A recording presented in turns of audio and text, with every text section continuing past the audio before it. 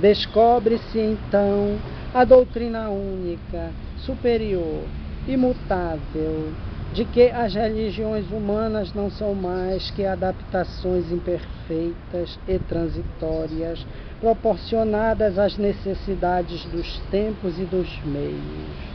Em nossa época, muitos fazem uma concepção do universo, uma ideia da verdade, absolutamente exterior e material. A ciência moderna, em suas investigações, tem se limitado a acumular o maior número de fatos e depois a deduzir daí as suas leis. Obteve, assim, maravilhosos resultados. Porém, por tal preço, ficar-lhe-á sempre inacessível o conhecimento dos princípios superiores e das causas primitivas. As próprias causas secundárias escapam-lhe. O domínio invisível da vida é mais vasto do que aquele que é atingido pelos nossos sentidos. Lá reinam essas causas de que somente vemos os efeitos. Na antiguidade tinham outra maneira de ver e um proceder muito diferente. Os sábios do Oriente e da Grécia não desdenhavam observar a natureza exterior, porém era sobretudo no estudo da alma, de suas potências íntimas, que descobriam os princípios eternos. Para eles, a alma era como um livro em que se inscrevem, em caracteres misteriosos, todas as realidades e todas as leis. Pela concentração de suas faculdades, pelo estudo profundo e meditativo de si mesmos, elevaram-se até a causa sem causa, até ao princípio de que derivam os seres e as coisas. As leis inatas da inteligência explicavam-lhes a harmonia e a ordem da natureza, assim como o estudo da alma lhes dava a chave dos problemas da vida.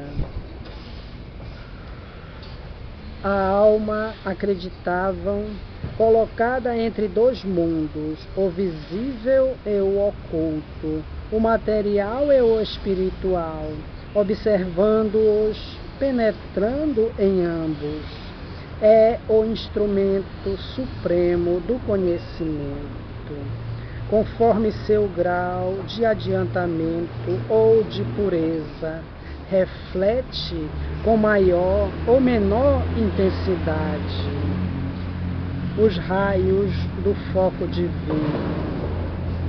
A razão e a consciência não só guiam nossa apreciação e nossos atos, mas também são os mais seguros meios para adquirir-se e possuir-se a verdade.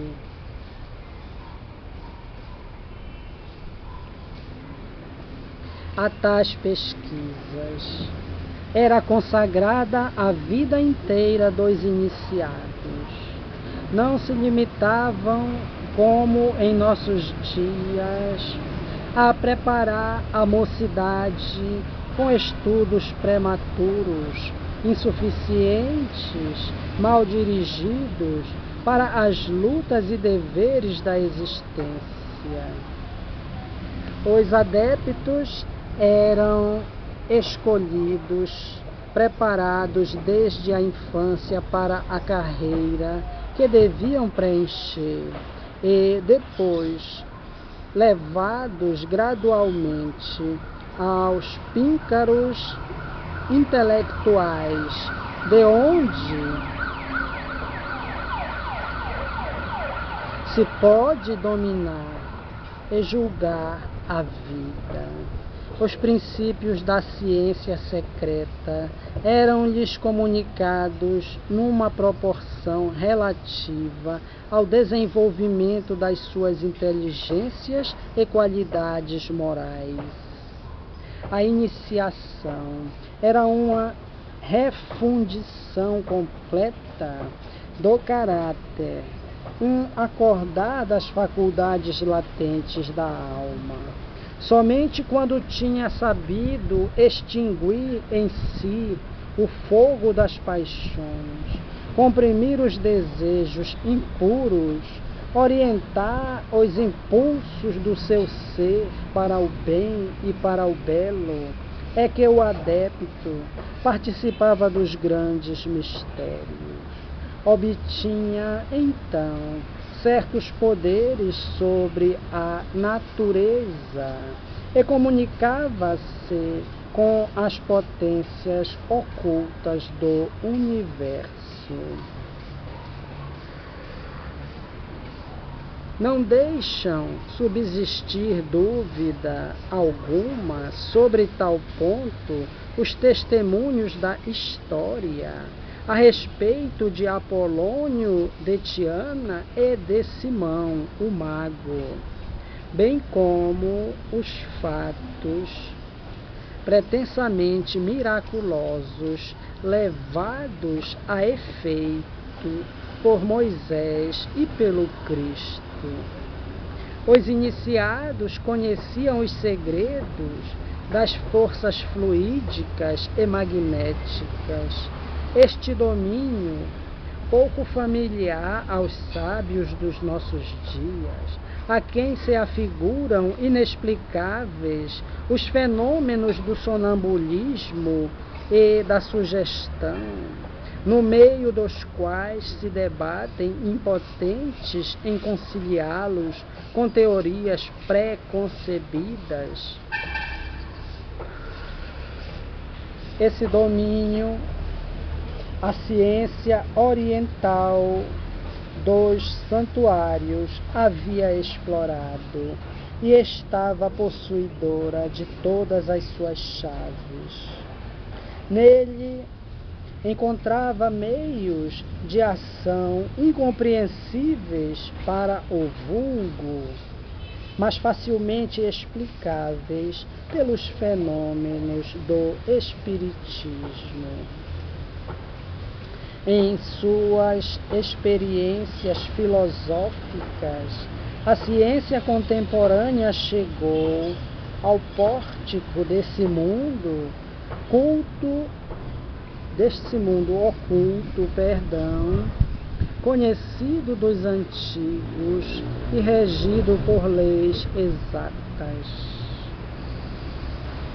Ainda bem perto está o dia em que a força dos acontecimentos e o exemplo dos audaciosos constrangê-la-ão a tal.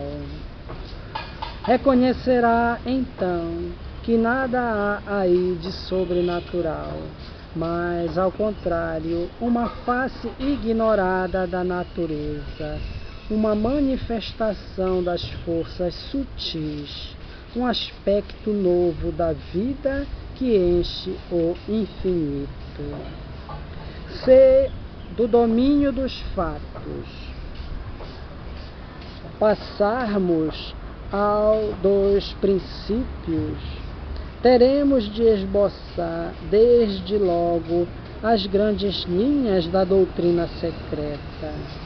Ao ver desta, a vida não é mais que a evolução, no tempo e no espaço do espírito, única realidade permanente.